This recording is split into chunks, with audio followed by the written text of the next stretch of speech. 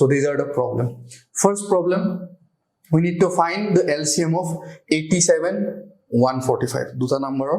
আমি কি উলাব লাগে LCM উলাব লাগে. Fine. First number আমি 87 লম.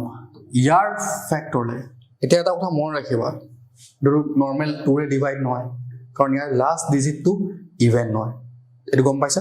2 ৰে কোনবোৰ নাম্বাৰ ডিভাইড হয়? 2 ৰে হেবোৰ নাম্বাৰে ডিভাইড হয় যোনবোৰ নাম্বাৰৰ লাষ্ট ডিজিট টো কি হয়? ইভেন. 0 2 4 6 8. এটা ইয়াতে আছে 7. তো ডেফিনেটলি 2 তো ফ্যাক্টৰ হ'বই নোৱাৰে. তো 2 যেতিয়া ফ্যাক্টৰ নহয় আমি নেক্সট প্ৰসিড কি কৰিম? নাই এতিয়া আমাৰ সব নাম্বাৰ আছে এটা কি 3 5 7 এনেকে আছে number but 5 A of course divide নহয় কেলে নহয় লাষ্ট ডিজিট তো 5 নহলে 0 হলে আমি 5 এ ডিভাইড ইবলাক আমি আকৌ পঢ়িম আমি পঢ়িম যে ডিভিজৰ্স থিওৰাম ডিভিজৰ্স প্ৰপাৰ্টি 2 ৰে কেতিয়া নাম্বাৰ এটা ডিভাইড হয় 3 ৰে কেতিয়া ডিভাইড হয় ইনফ্যাক্ট 11 এ কেতিয়া ডিভাইড হয় এখিনি আমি গুটেখিনি কৰিম বাট for now our focus is to find the LCM of this problem তো এটো আমি কেনে কৰিম সো এটা 3 এটা প্ৰপাৰ্টি মই তোমাক কৈ দিম যে যদি যেটো নাম্বাৰ দিয়া আছে তাৰ যোনটা সংখ্যা আছে হেয়াৰ যদি সামটো আমি যদি চাও this 8 plus 7 is equal to 15 so it's a very small number ইয়াৰ আমি কি ডিভাইজাৰ আছে আমি কমপ্লিটলি কৈ দিব পাৰিম এটো প্ৰাইম ডিভাইজাৰ আছে 3 আৰু 5 তো 3 ৰে যদি ইয়াৰ সামটো ডিভাইড কৰে নাম্বাৰটো সদায় কিহে ডিভাইড কৰিব 3 এ ডিভাইড কৰিব তো মই ৰাখি লবা very important property যিকোনো নাম্বাৰৰ যোনবিলাক নাম্বাৰত থকা যোনখিনি ডিজিট হয় যেনে ইয়াতে 8 আৰু 7 দুটা digit 8 plus 7 is equal to 15 যদি হে দুটা নাম্বাৰৰ সামটো 3 ৰে যদি ডিভাইড কৰি দিব পাৰো then the number will be divisible by 3 so start with 3 3 to the 6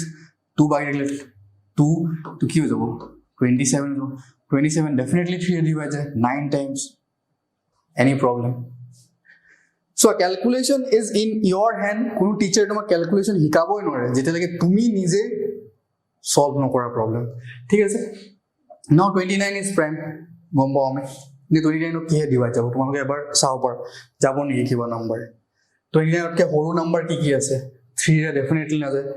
7 A 7 3 is 21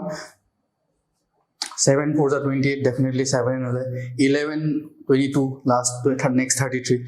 tar pasot next ki ase 13 13 2 is 26 to nai aru tar pasot karon 14 is even 15 is again 5 is 9 to this is the ultimate thing 87 can be written as 3 into 29 stop now next number is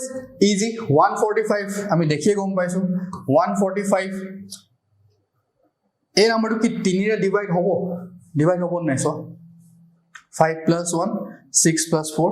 10 divide নহয় তো আমাৰ ওচৰত option কি আছে 5 এ আমি start কৰিম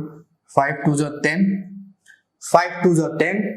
45 5 to the 10 এনেকে তোমালোকে ক্যালকুলেশনটো নিজৰ মাইন্ডত এনি টাইম খেলাব লাগিব you can't use the paper that much in exam যিমান মাইন্ডত ক্যালকুলেশন ফাস্ট কৰিব পাৰিবা হিমানে বেছি ভাল হ'ব 2 into 5 10 45 থাকিলে 9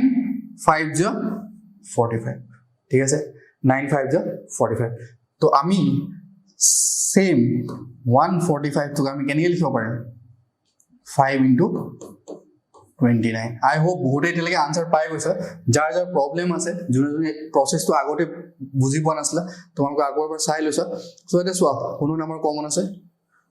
29 again common আছে 3 আৰু 5 বাকি থাকিব তো ডেফিনেটলি the LCM কিমান হ'ব যোনটো কমন আছে তাক আমি ফার্স্ট লিখিম then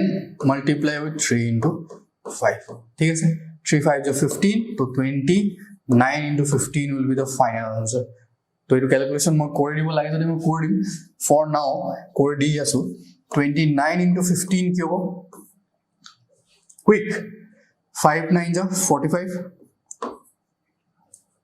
5 to the 10 145 already it ame paye asu 529 9 and 2 so 5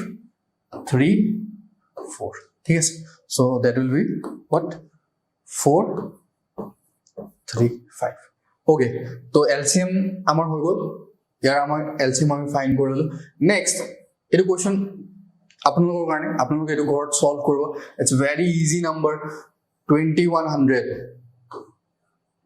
2100 টুক আমি ফাৰ্ষ্ট